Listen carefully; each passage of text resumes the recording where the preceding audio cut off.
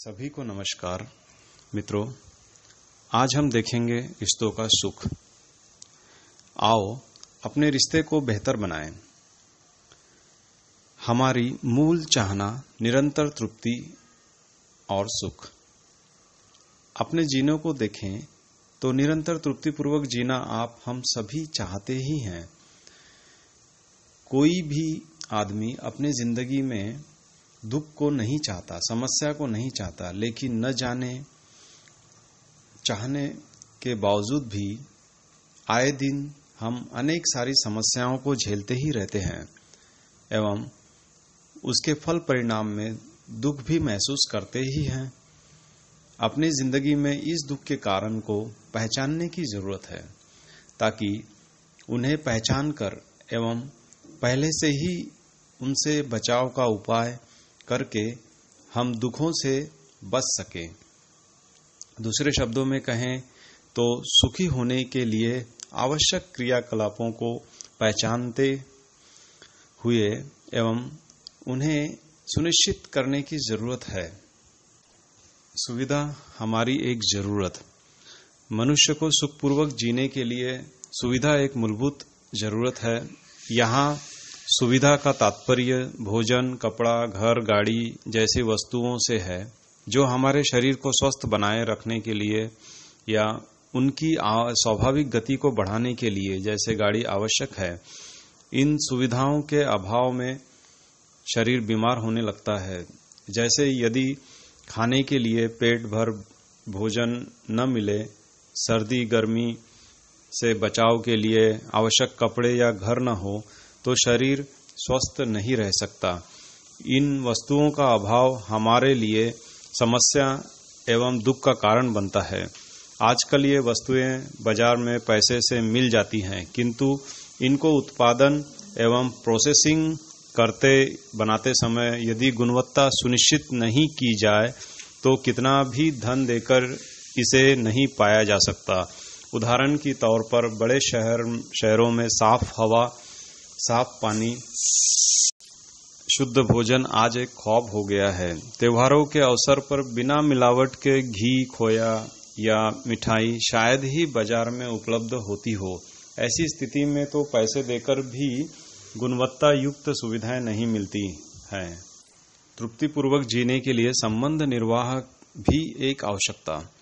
जिन मनुष्यों के साथ भी हम जी रहे होते हैं वहां एक दूसरे से हमें विश्वास, सम्मान, स्नेह जैसे भावों की अपेक्षा होती है। परस्परता में एक दूसरे के साथ यदि हम इन भावों के बदले अविश्वास, अपमान, द्वेष, विरोध, ईर्ष्या एवं घृणापूर्वक प्रस्तुत होते हैं तो वह हमारे लिए कलह, मनमुटाव, झगड़े एवं दुख का कारण बनता है। अतः अपनी तृप्तिपूर्वक जीने के लिए एक दूसरे के साथ संबंध के ठीक होने की, उसमें सही भाव, विश्वास, सम्मान, स्नेह, कृतज्ञता, प्रेम को सुनिश्चित करने की भी आवश्यकता है।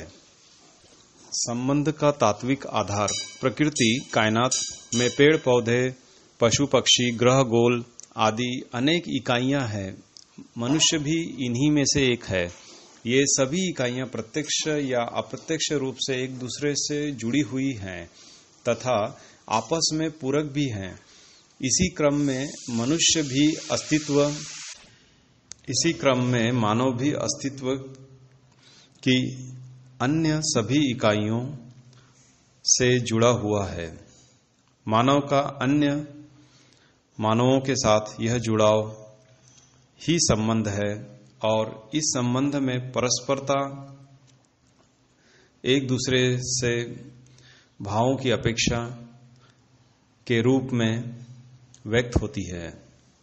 इन भावों के समुचित निर्वाह से यह पूरकता सफल होती है। संबंध में भाव की प्रधानता। संबंधों में मुख्य मुद्दा इन भावों को व्यक्त करना है।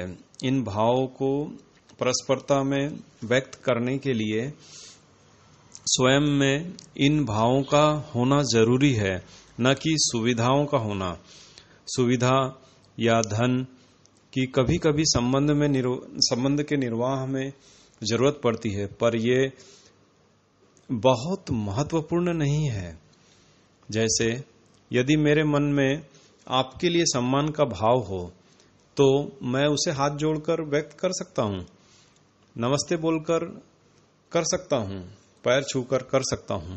इस प्रक्रिया में सुविधा की कहीं जरूरत नहीं है।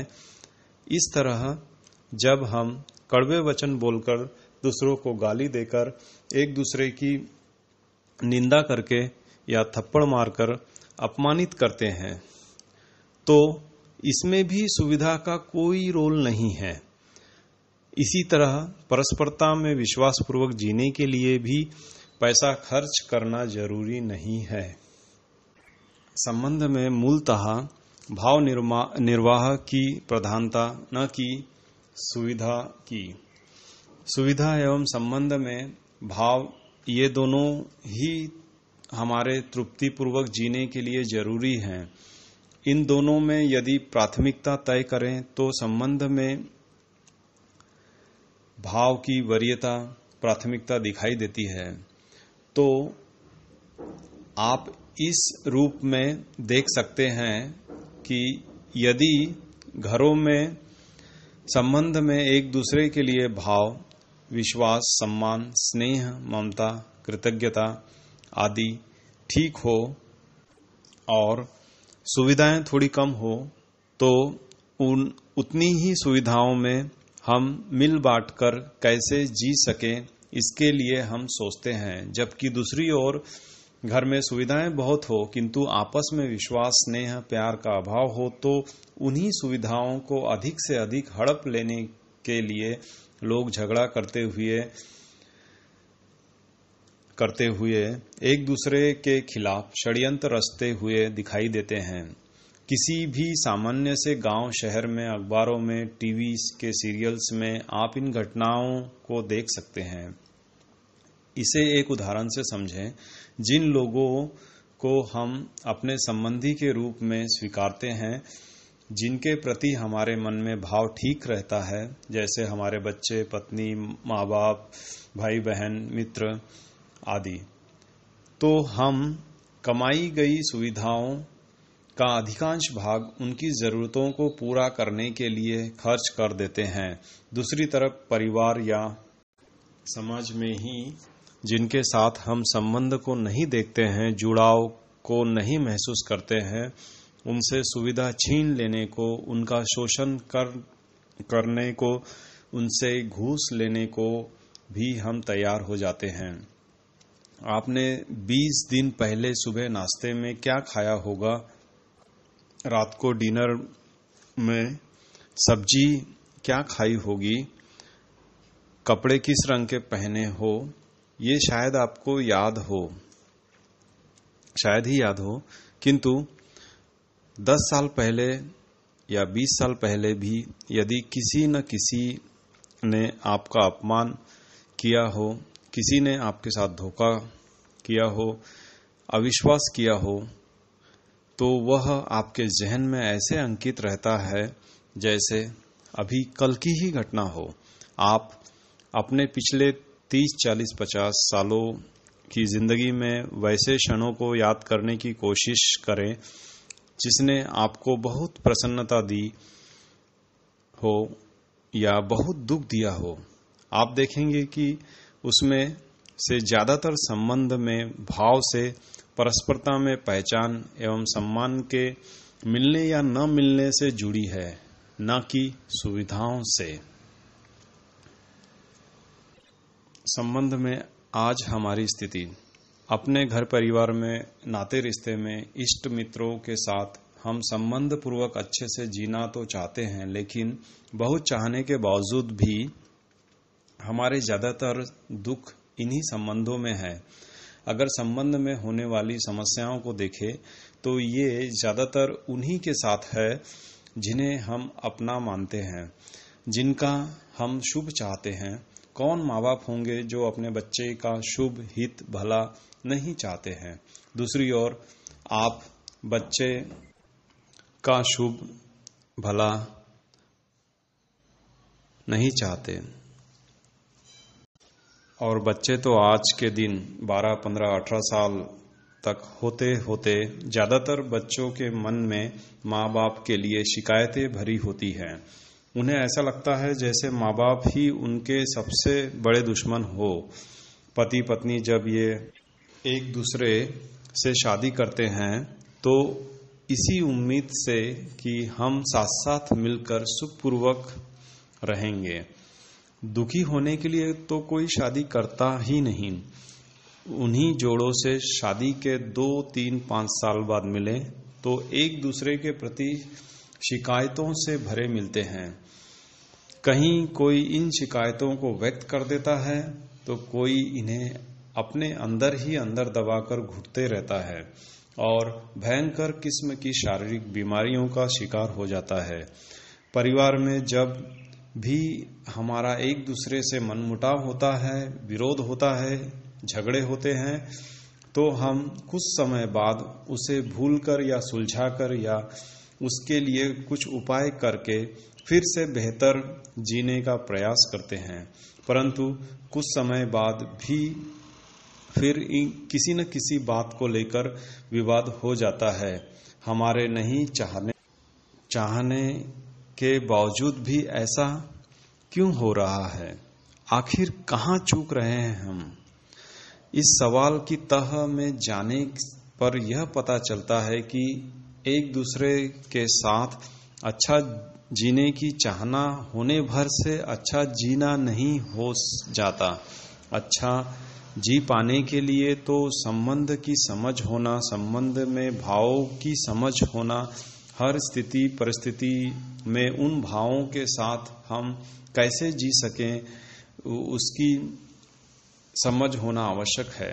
समझ पूर्वक उन भावों को स्वयं में सुनिश्चित करके तथा हर स्थिति में उन्हें एक दूसरे के साथ व्यक्त करने से ही संबंध पूर्वक जीने की हमारी चाहना सफल हो सकती है। अतः संबंध पूर्वक जीने के लिए मानव में समझ की भी आवश्यकता है। संबंध में ठीक ठीक निर्वाह के लिए स्वयं को समझना, दूसरे मनुष्य को समझना, संबंध को समझना, संबंध में एक दूसरे से अपेक्षाओं को समझना, उन्हें हर स्थिति परिस्थिति में निर्वाह करने के तरीकों को समझना, ये सभी आवश्यक है। तभी हम में किसी भी संबंध में अपनी ओर से ठीक ठीक जीने की योग्यता आ पाती है एवं हम वैसा जी सकते हैं। उपरोक्त स्थिति में एक विवेचना। आज संबंधों में तृप्तिपूर्वक जीने में हम सभी कठिनाई महसूस कर रहे हैं। घर हो या ऑफिस, अभी अभी शादीशुदा कपल्स हो या 15-20 सालों से साथ में रहते हुए जोड़े, माता पिता या पुत्र पिता हो या पति पत्नी, भाई बहन हो या मित्र सहकर्मी हो या वरिष्ठ साथी, आपस में एक उलझन, विरोध जैसी स्थिति करीब करीब एक जैसी है। अक्सर समाज में हम इन संबंधों को झेल रहे होते हैं तथा न तो इन्हें ठीक से जी पाते हैं और न ही इन्हें छोड़ पाते हैं। इसके कारण पर एक नजर डालें तो सुविधा जुटाने के लिए अधिकतम समय एवं प्रयास। अभी परिवार के रूप में जीते हुए अधिकतम सुविधा पैसा कमा लेने पर तो हमारा बहुत ध्यान है, किंतु संबंध को समझने एवं उसमें भावों की सुनिश्चितता पूर्वक जीने पर ध्यान कम है। अपने परिवार में देखें कि सुविधा जुटाने के लिए हम दिन भर में कितना समय और प्रयास लगा रहे हैं तथा संबंध में भाव के निर्वाह के लिए हम कितना समय एवं प्रयास लगा रहे हैं। उत्तर बहुत साफ है। संबंध में सुविधाओं का ध्यान तो फिर भी हम कर लेते हैं, पर भाव की सुनिश्चित करने पर हमारा ध्यान बहुत ही कम है। कई लोग तो ऐसा भी मानते हैं कि सुविधाएं हो जाएंगी तो संबंध अपने आप ही ठीक हो जाएंगे, पर वो ये नहीं देख पाते हैं कि जिन घरों में सुविधाएं बढ़ गई हैं, क्या वहां संबंधों की हालत ठीक हो गई है? हमारे अपने घरों में सुविधाओं या धन पिछले 10-20 सालों में बढ़ा है या कम हुआ है, तथा संबंध भी उसी अनुपात में ठीक हुए हैं या और खराब हो गए हैं। शरीर में लगने वाली गर्मी को तो हम एसी कूलर से ठीक कर सकते हैं, दूर कर सकते हैं, पर जहां घरों में पति पत्नी के बीच विवाद चल रहा हो, वहां एसी लगाने से रिश्तों की गर्मी तो ठीक नहीं होती है। सुविधा हमारे अंदर संबंध में जीने की समझ तो नहीं विकसित कर पाती, उससे हमारा व्यवहार तो नहीं ठीक हो पाता। अतः सुविधाएं जरूरी तो है, उनसे शरीर के स्वास्थ्य का ध्यान तो रखा जा सकता है, पर घर में धन आने भर से संबंधों में तृप्ति एवं एक दूसरे के साथ सही व्यवहार करना तो नहीं आ जाता। संबंधों की शिक्षा का परिवार, स्कूल, कॉलेज एवं समाज में अभाव। अभी हम में से ज्यादातर लोगों ने संबंधों को समझे बिना ही अपने को समझदार मान लिया है। विश्वास, सम्मान जैसे शब्दों का अपना कुछ मतलब निकाल लिया है। उसके बारे में बिना जांचे परखे कुछ मान्यताएं गढ़ ली है। संक्षेप में कहें तो हम संबंधों को मानते तो हैं, पर जानते नहीं हैं। उन्हें आधा अधूरा पहचान कर किसी तरह काम चला रहे हैं।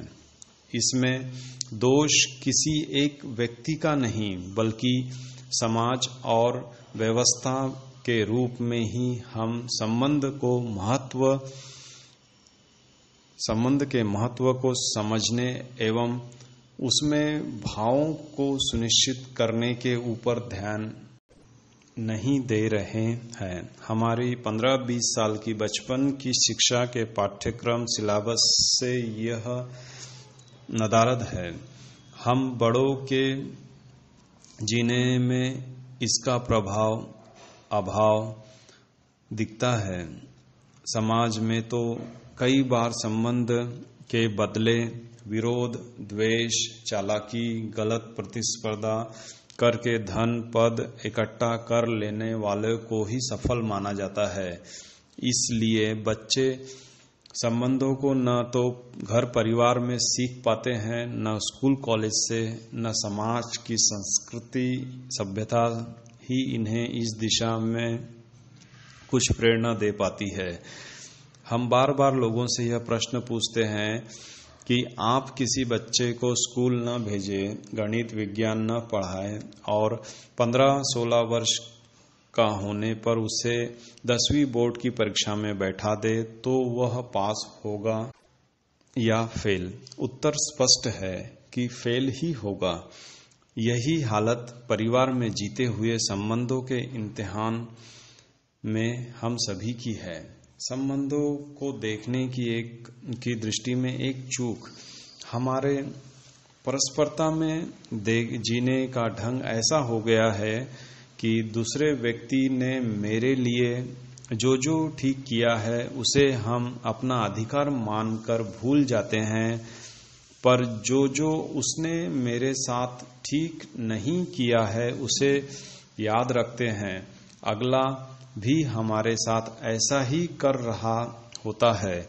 वहीं दूसरी ओर अपने संदर्भ में देखें तो हम दूसरे के लिए जो करते हैं उसे याद रखते हैं और जो नहीं करते हैं उसके लिए एक सफाई जस्टिफिकेशन तैयार कर रखते हैं कि इस कारण से नहीं कर पाया।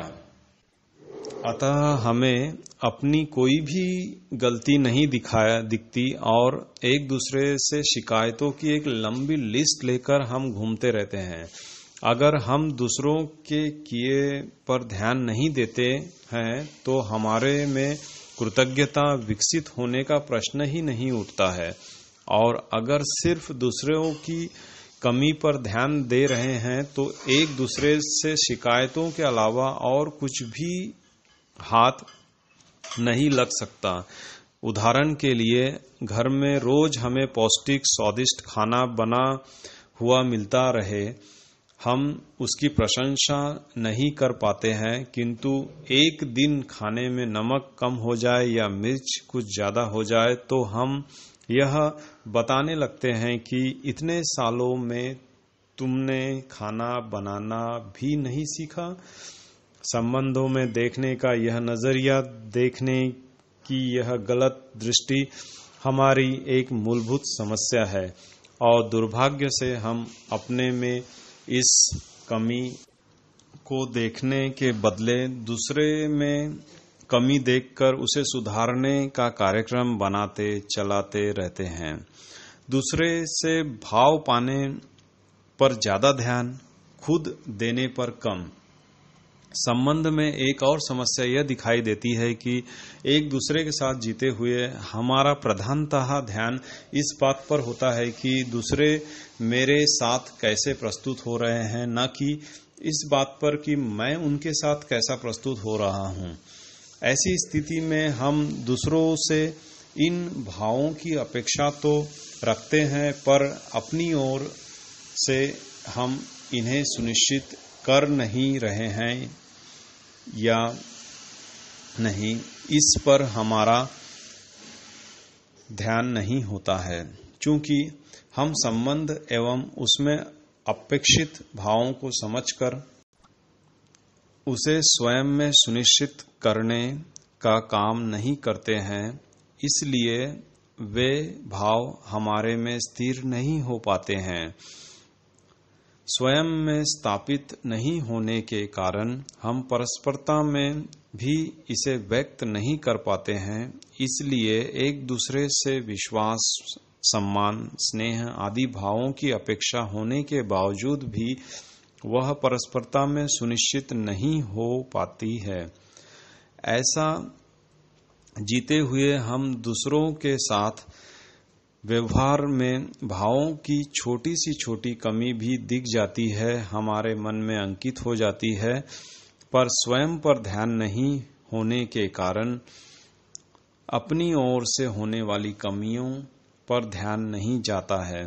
संबंध में जीते हुए ये भाव तो तभी सुनिश्चित हो सकते हैं जब दोनों ही पक्ष इन भावों को समझने और स्वयं में सुनिश्चित करने पर ध्यान दे, फिर अपनी ओर से परस्परता में इसे व्यक्त करने पर ध्यान दे, और जहां ऐसा नहीं हो पा रहा है उसके लिए स्वयं की योग्यता विकसित करें। ऐसा करने से सहज ही संबंध में हर पक्ष को यह भाव सुलभ हो सकते हैं। स्वयं अपनी ओर से इन भावों के साथ जीने पर हम सबों का ध्यान हो तो विश्वास, सम्मान, स्नेह जैसे भाव हर किसी को मिल सकते हैं। वहीं दूसरी ओर एक दूसरे से इसकी अपेक्षा रखने मात्र से यह किसी को भी नहीं मिल पाता। बिना खुद ऐसा जिए सिर्फ दूसरों से मांगने की आदत रखने से तो यह पूरा नहीं हो सकता। संबंध में मैं ठीक से तो जी रहा हूं पर दूसरा नहीं जी रहा है तो सामान्यतः सभी को ऐसा ही लगता है। ऐसी स्थिति में एक बार फिर से अपनी जांच परख करने की जरूरत है कि कहीं ऐसा तो नहीं कि मैं ठीक से देख नहीं पा रहा हूं। एक बार यह भी देख लेने की जरूरत है कि क्या मैं खुद भी ठीक जी रहा हूं या नहीं। यदि फिर भी ऐसा लगे कि मैं ठीक ही हूं और दूसरा मेरे साथ ठीक नहीं जी रहा है, तो इससे इतना ही पता चलता है कि उसमें मेरे लिए विश्वास, सम्मान, स्नेह का भाव नहीं है। इन भावों के नहीं होने के कारण वह इसे व्यक्त नहीं कर पा रहा है। ऐसे स्थिति में हम दूसरे से कितना भी इन भावों की अपेक्षा करें, क्योंकि यह उसके पास है ही नहीं, इसलिए वह इसे देने में असमर्थ है। ऐसी स्थितियों में दूसरा भी संबंध को समझ सके, भावों को समझकर स्वयं में सुनिश्चित कर सके, इसके लिए सहयोग करना ही एकमात्र उपाय दिखता है। तभी वह हमारे साथ जीते हुए इन भावों को व्यक्त कर सकता है। निश्चित रूप से यह काम स्नेह के भाव से दूसरों को समझने में सहयोग करके ही हो सकता है, न कि विरोध, दबाव या शासन से। आप अपने लिए ही इस बात को देख सकते हैं कि जब भी आपसे कोई गलती होती है तो आप क्या चाहते हैं? आपको उसके लिए डांटा, मारा पीटा जाए, अपमानित किया जाए, या स्नेहपूर्वक समझाने, समझने, सीखने में सहयोग किया जाए एवं उसके लिए अनुकूल अवसर दिया जाए। दूसरों का सहयोग करने के पहले सबसे पहले यह जांच परख कर लेना जरूरी है कि मैं खुद उसे समझा हूं या नहीं, मैं खुद वैसा जीता हूं या नहीं। कोई चीज जो मुझे खुद नहीं आती, जैसा मैं भी नहीं जी पाता हूं, वैसा जीने में मैं दूसरों को कैसे सहयोग कर पाऊंगा? दूसरे कैसे मुझसे प्रेरणा ले पाएंगे? उदाहरण के लिए, यदि मैं खुद ही आप सभी के साथ सम्मान पूर्वक नहीं जीता हूं, तो आप सभी को सम्मान पूर्वक जीने में मैं क्या सहयोग कर पाऊंगा? हमको खुद ही बात बात पर गुस्सा आता है, तो मैं आपको गुस्सा नहीं करने का उपाय कैसे दे सकता हूं? अतः दूसरों को सहयोग करने से पहले यह आवश्यक है कि हमें खुद उसकी ठीक ठीक स्पष्टता या समझ हो, हम उसे ठीक ठीक समझें। फिर जो हमने समझा है वह हमारे आचरण में हो, व्यवहार में हो, यह भी जरूरी है। अगर वे बातें हमारे जीने में नहीं आ रही हैं, तो इसका मतलब यह है कि अभी मैंने खुद ही उसे ठीक ठीक से नहीं समझा है। कहीं गहरे में मुझे ही आश्वस्ति नहीं होती है, बल्कि शंका होती है, तभी वह हमारे जीने में नहीं आता है। हमारे ऐसा जीने से दूसरे हमसे आश्वस्त हो पाते हैं एवं प्रेरणा ले पाते हैं। दूसरा व्यक्ति हमारे आचरण को पहले देखता है, न कि हमारी भाषा को। हमारे आचरण में उसे जब वैसा दिखाई देता है, तभी वह हमारे प्रति आश्वस्त हो पाता है।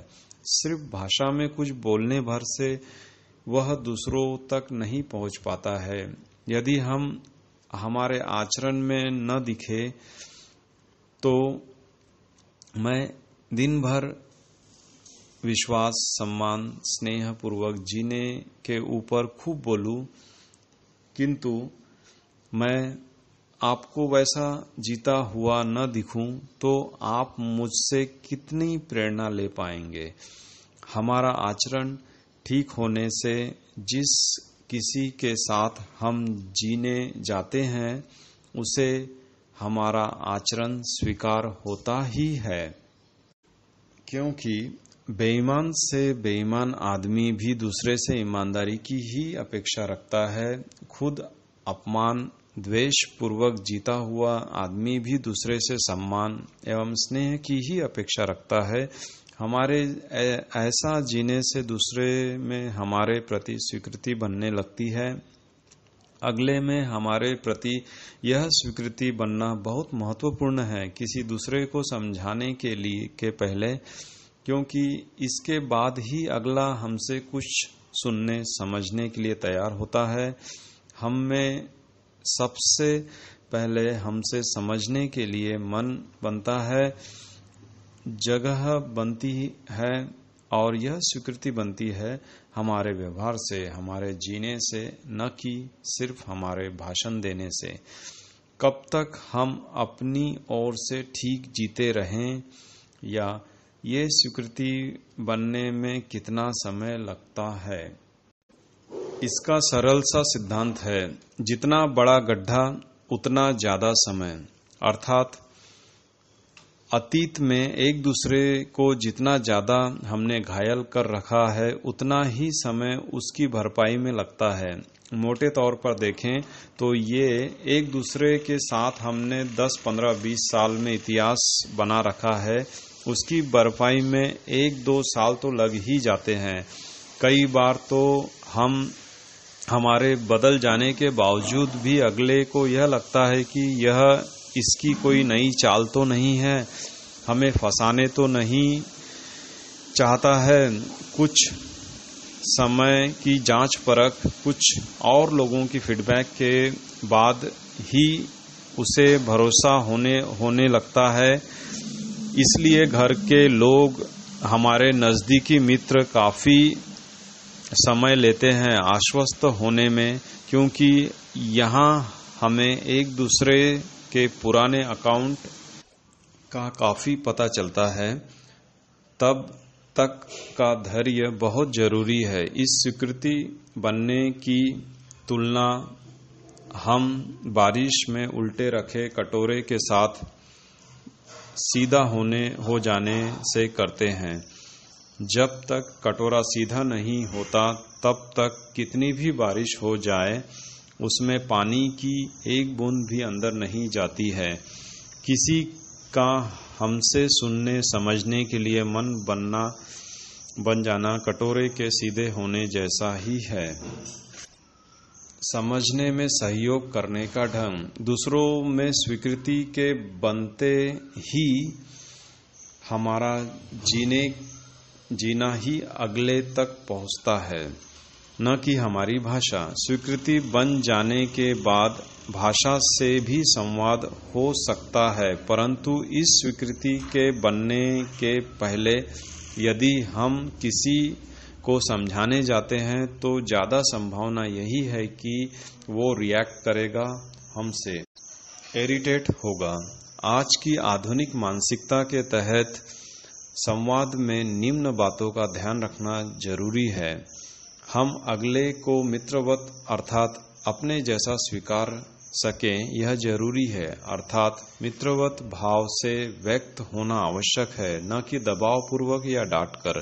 प्रस्ताव पूर्वक अपनी बात को चर्चा के माध्यम से कहकर अगले को उसकी जांच परख के लिए अवसर देना जरूरी है। जांच परख कर सही पाने पर, उसे अपने जीवन के लिए उपयोगी पाने पर, उसकी सार्थकता देख पाने पर अगला उसे स्वीकारता ही है। इस दौरान उसकी बातों को धैर्यपूर्वक सुन पाना, उसमें जो सार्थक है उसे एप्रिशिएट करने को तथा जिज्ञासाओं, प्रश्नों को धैर्यपूर्वक सुनकर सम्मान एवं स्नेहपूर्वक उत्तर देने की जरूरत है। अगला जहां खड़ा है उसको ध्यान में रखकर दूसरे को समझने में सहयोग की मानसिकता से उत्तर देने पर वह सार्थक होता है। स्वयं को सही साबित कर श्रेष्ठ सिद्ध करने और दूसरों को गलत सिद्ध करने की मानसिकता से संवाद की जगह विवाद ही होता है। हमारी कही बात ठीक हो यह आवश्यक है, साथ ही साथ हमारी भाषा ठीक हो, शैली और टोन ठीक हो, यह भी जरूरी है। संक्षेप में कहें तो हमारे कहने की वस्तु ठीक होने के साथ साथ कहने के तरीके, विधि का ठीक होना भी उतना ही जरूरी है। निष्कर्ष, संबंध अस्तित्व सहज व्यवस्था है। हम मानव परस्परता में एक दूसरे से जुड़े ही हैं। स्वयं को, दूसरे को एवं आपस के संबंधों को समझकर संबंधों में तृप्ति पूर्वक जीना सहज है।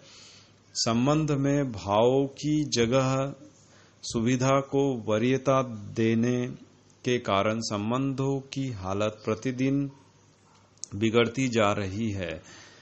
साथ ही इन भावों की अपेक्षा को अपनी ओर से पूरा करने पर ध्यान देने के बदले ज्यादातर समय सिर्फ दूसरों से इसे पाने की अपेक्षा भर रखने के कारण इन भावों का आपस में आदान प्रदान नहीं हो पाता है।